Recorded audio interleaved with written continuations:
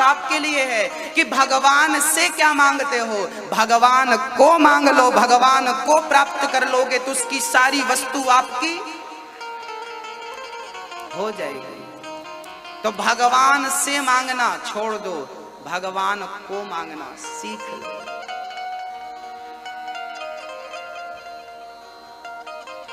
हाँ, हम लोग संसार की वस्तुएं मांगते रहते ना।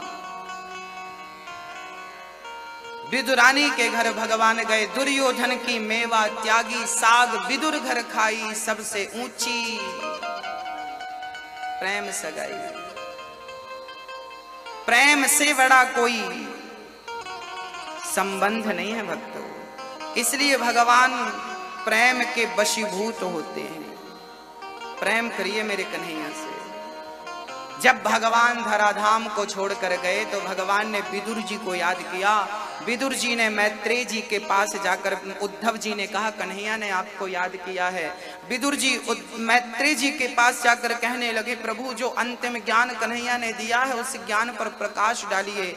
विदुर जी ने हरिद्वार में मैत्रेय जी के चरण पकड़ के कहा, सुखाय कर्माणि करोति लोको न तै सुखं वान्यदुपारवं वा विन्देत भूयस्तत एव दुःखं यदत्र युक्तं भगवान वदेन्न।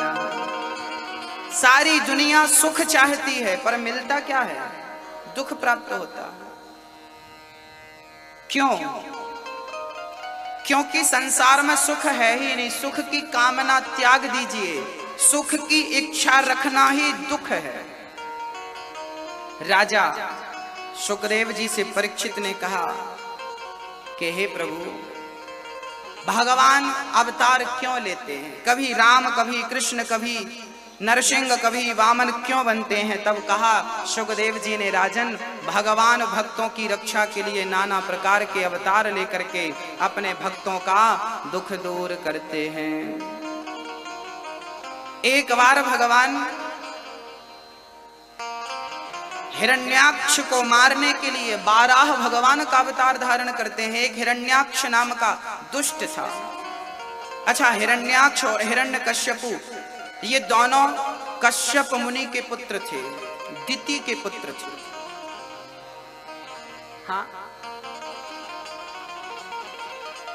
इनकी मां हिरण्याक्ष हिरण्यकश्यपु की पत्नी काम के वशीभूत होकर संध्या के समय अपने पति को पकड़ लिया। कहा हमें काम सता रहा है, हमारी इच्छाएं पूरी करिए। संत जी ने कहा, पति ने कहा, ना देवी, ये उचित वक्त नहीं है। इस वक्त में यदि गर्भाधान किया गया तो समाज का नाश करने वाले पुत्रों की प्राप्ति होगी। पर देवी नहीं मानी और पति को छोड़ा नहीं।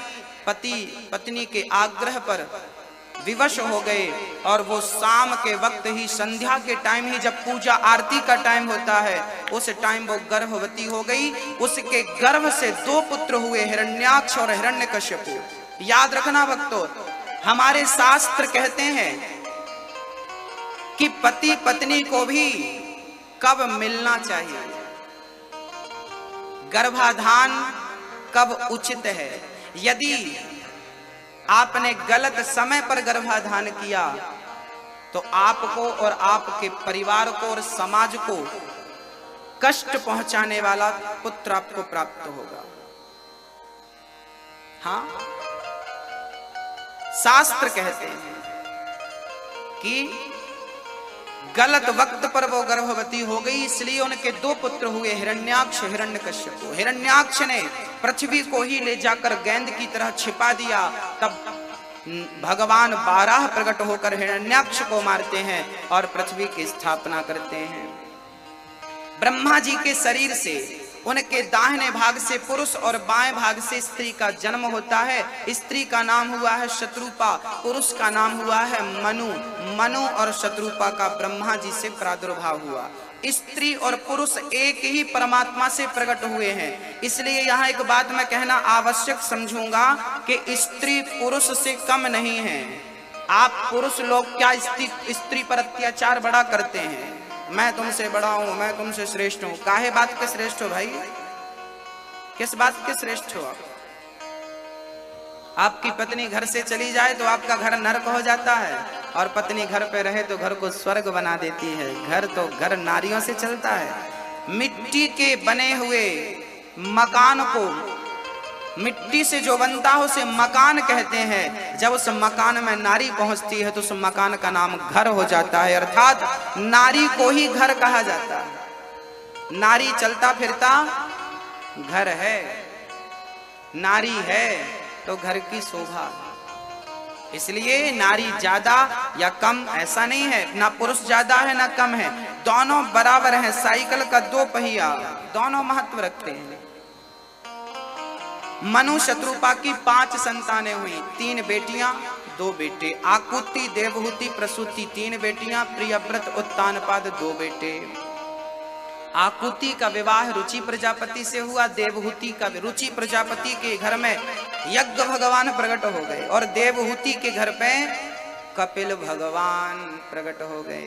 देवहूति का विवाह करदम जी से हुआ। हाँ, किससे हुआ? करदम जी प्रेम पूर्वक भगवान का चिंतन करते थे, जंगल में तप कर रहे थे, कभी उदास नहीं होते थे करदम जी, क्योंकि उन्हें पता था कि भगवान मेरे साथ है।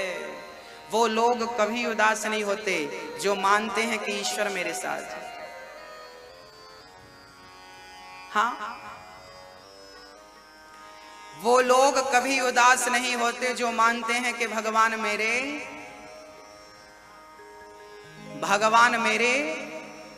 किस किस के साथ कन्हैया? दोनों हाथ उठाकर मस्ती के साथ कहिएगा, मत हो न मन बावरे उदास, ये सांवरा जरूर आएगा। मन में रखना विश्वास, ये सांवरा जरूर आएगा। कौन कौन विश्वास रखेगा कन्हैया पर? अच्छा बताइए, कन्हैया पर किस किस को भरोसा? हाँ, सबको है। अब हाथ नीचे करो।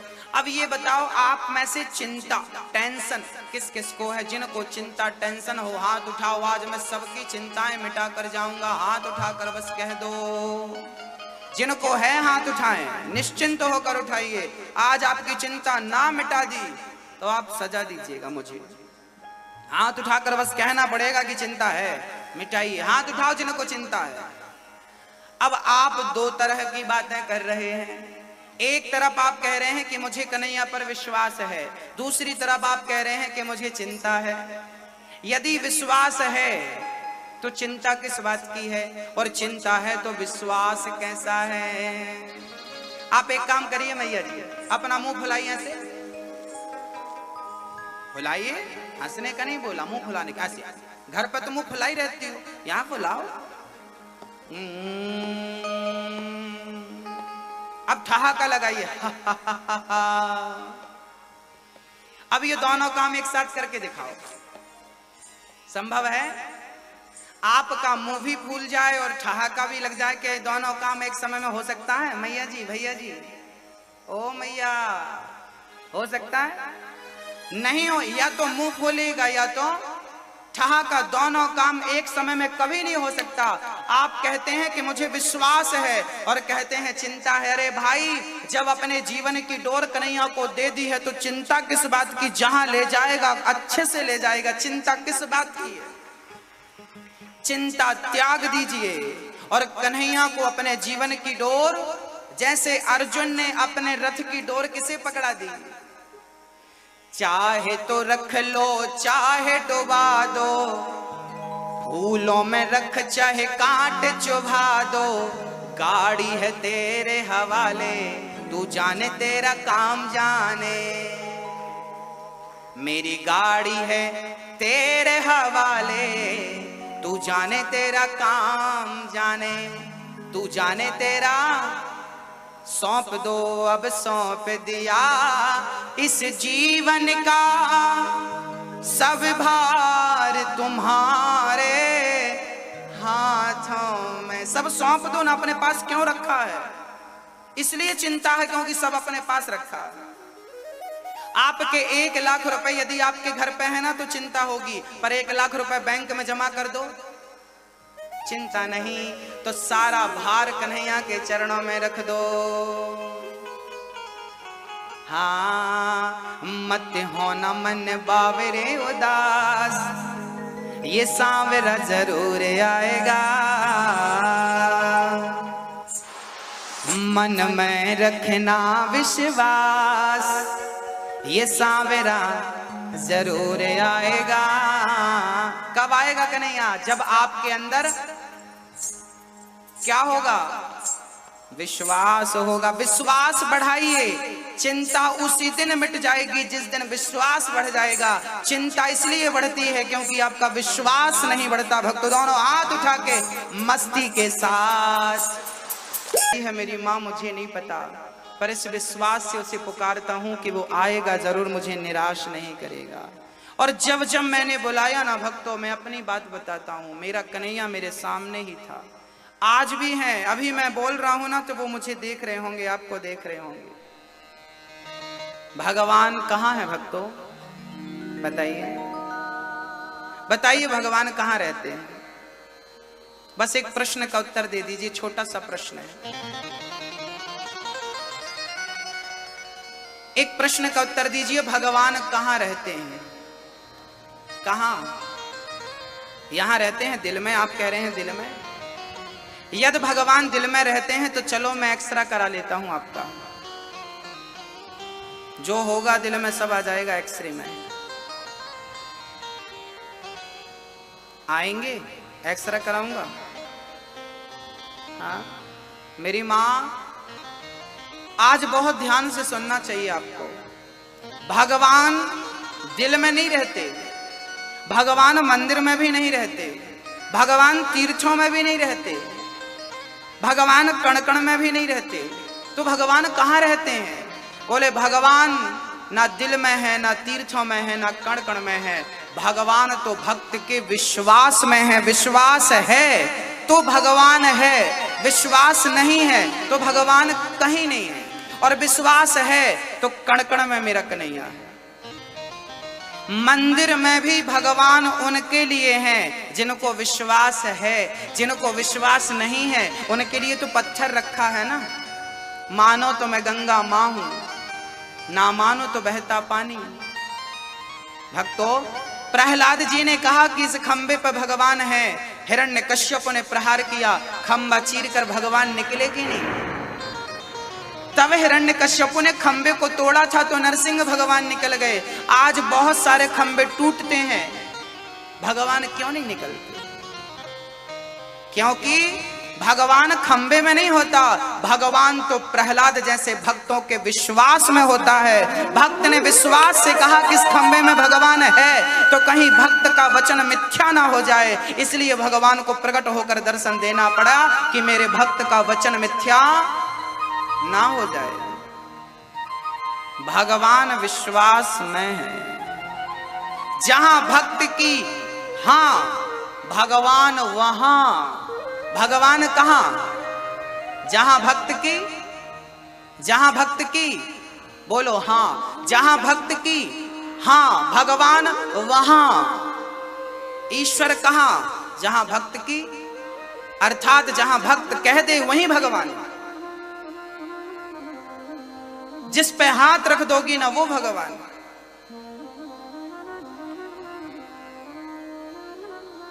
महाराष्ट्र में एक संत हुए हैं नामदेव जी। ठंडी का टाइम था, घर के आंगन में चूल्हा रख करके कुटिया पे वो अपने हाथ से रोटी बनाकर खाया करते थे। आज उन्होंने रोटी हाथों वाली बनाई और रोटी बनाकर अंदर घी की कटोरी लेने गए कि चलो घी चुपड़ के तुलसी का पत्ता डालकर भगवान को भोग लगाएंगे। और जैसे ही अंदर गए, कुत्ता बाहर से आया और रोटी मुंह पे दबा के भागा।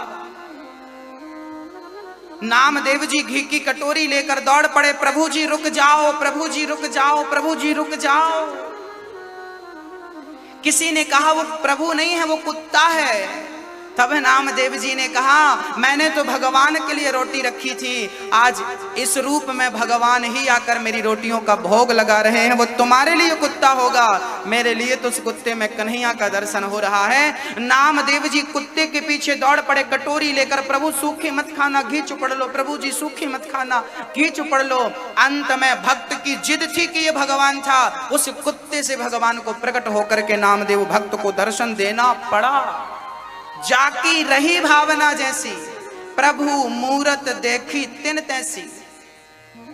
आपके लिए जो पत्थर है, भक्त के लिए वही भगवान है। वो आपको पत्थर दिख रहा है, पर भक्त को तो कैसे? एक महिला को मैं यहां मंच पे खड़ा करता हूं, एक महिला को मैं मंच पे खड़ा करता हूं और दो लोगों को खड़ा करता हूं, और एक होगा उस स्त्री का पुत्र और एक होगा उसका बेटा, उसका पति। अब बताइए, महिला एक है, महिला एक है। अब उसी महिला को जब बेटा देखेगा, उसी महिला को जब उस महिला का पति देखेगा, तो देखने वाले दो हो गए। वस्तु एक है पर देखने वाले दो हैं, तो दो दृष्टि हो गई कि नहीं? किसी के लिए वो पत्नी नजर आ रही है और किसी के लिए वो मां नजर आ रही है। बस भक्तों, पत्थर किसी के लिए होगा और भक्त के लिए तो भगवान है।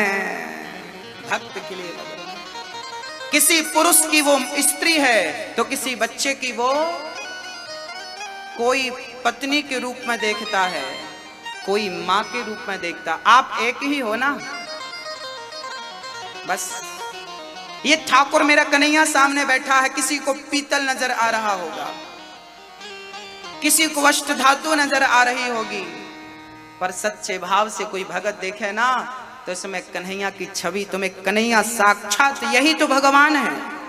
विग्रह भगवान का पूर्ण स्वरूप है, आधा नहीं, आधा नहीं, आधा नहीं। मंदिर क्यों बनाए जाते हैं? भगवान को तो घर पर रहकर भी याद किया जा सकता है, भगवान तो कण कण में है। फिर भगवान को याद करने के लिए मंदिर ही क्यों? हाँ, ये प्रश्न खड़ा हो सकता है किसी के दिल दिमाग में, मंदिर क्यों होते हैं? भगवान तो कण कण में है, कहीं से भी याद कर लो, बात बिल्कुल सही है, पर मंदिर क्यों होते हैं? मैं एक उदाहरण देके समझाता हूं। एक राजा था, उस राजा का एक हाथी था, बहुत बलवान हाथी था, बहुत बलवान। वो हाथी युद्ध में खड़ा हो जाता था तो राजा उस युद्ध को जीत ही जाते थे, हाथी के बल पर, इतना बलवान हाथी था। एक दिन हाथी जंगल से गुजर रहा था कि वो हाथी दलदल में जाकर धंस गया। हाथी जितना प्रयास करता वो धंसता जाता, जमीन पे धंसता जाता। राजा को खबर लगी कि आपका हाथी दलदल में धंस गया। राजा ने बड़े प्रयास किए, खुदाई करवाई, सब कराई, पर हाथी निकला नहीं। राजा हार कर गुरु के पास गए, गुरु जी मैं अपने हाथी को खोना नहीं चाहता, बताइए मेरा हाथी कैसे बचेगा? तब गुरु जी ने कहा कि इस हाथी को युद्ध बड़ा प्रिय है, ऐसा माहौल बनवाओ कि हाथी को लगे कि युद्ध की तैयारियां चल रही हैं। अब राजा ने वैसे ही माहौल बनवाया, आसपास बाजे बजवाए और क्या क्या शंख नगाड़े, जो जो युद्ध में होता था पूरा युद्ध का वातावरण बनाया गया। और जब युद्ध का वातावरण बनाया गया, हाथी को गर्मी आने लगी कि युद्ध की तैयारियां चल रही हैं। अब हाथी में और बल आ गया और हाथी अपने आप उस दलदल से निकल करके युद्ध की चिंगार सुन करके बाहर आकर खड़ा हो। राजा चरणों में गिर पड़े, गुरुजी ये कैसे संभव हुआ? तब गुरुजी ने कहा कि हाथी ने सुना कि युद्ध का माहौल है।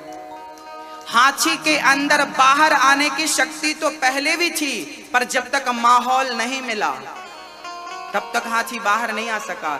ऐसे ही जैसे हाथी को दलदल से बाहर लाने के लिए माहौल युद्ध का बनाना पड़ा, ऐसे भक्त को भगवान तक पहुंचाने के लिए मंदिर तीर्थ यात्रा एक माहौल है, भक्ति का वातावरण बनाने के लिए। ये एक माहौल बनता है मंदिर में, ईश्वर को प्राप्त करने के लिए मन केंद्रित होता है, माहौल बनाया जाता है। जो माहौल मंदिर में होता है वो घर पे आप बनाना चाहें बड़ा मुश्किल है। जो माहौल वृंदावन का है, जो माहौल हरिद्वार का है वो आप अपने घर पे बनाना चाहें तो संभव नहीं है। उस माहौल पर कोई नास्तिक चला जाए ना तो राधे राधे जपने लगता। वो माहौल है, समझ रहे हैं मैं क्या कह रहा हूं आपसे। इसलिए मंदिर जरूरी है भाई। हवा तो सब जगह होती है, गर्मी जब लगती है ना तो हवा सब जगह होती है, पर पंखे के सामने हवा ज्यादा होती है, कूलर के सामने हवा ज्यादा होती है। ऐसे भगवान तो कण कण में होता है, पर मंदिरों में भगवान ज्यादा होता है। जैसे पंखे के सामने हवा ज्यादा है, शांति वहीं मिलती है पंखे के सामने। इसलिए मंदिर का जाना आवश्यक है, वहां ईश्वर की अनुभूति है। तीर्थों में परमात्मा की अनुभूति है, इसलिए तीर्थ हैं, इसलिए मंदिर हैं, इसलिए हमें जाना चाहिए। हाँ मेरी माँ, आप अपने घर पे होते तो क्या आपको 1 रुपए दान करने का भाव जागता? नहीं जागता ना। पर आज कथा पे आप बैठे हो, बूढ़ी माँ हमारे वृंदावन में। जब वृद्ध माँओं के लिए मैं आपसे कहता हूँ भक्तों, मैं हर कथा में एक बात कहा करता हूँ, आज आपसे सुनाता हूँ, जरा सुनिएगा। आप मन में विचार करते होंगे कि मेरे मन में वृद्ध माताओं के लिए वृद्धाश्रम बनाने का ख्याल विचार क्यों आया। मैं इसके पीछे का कारण आपको बतलाता हूं। वृद्धाश्रम बनाने की जरूरत नहीं है यदि हर बहू अपनी सास की सेवा करे और हर बेटा अपने माँ बाप की सेवा करे तो वृद्धाश्रम बनाने की जरूरत नहीं है। पर जो नहीं करते अपने माँ बाप की सेवा, वो माँ बाप कहाँ जाएंगे बस ये बता दीजिए। किसकी चौखट पे जाकर वो दरवाजा खटखटाएंगे? किसके सामने जाकर वो आंसू बहाएंगे?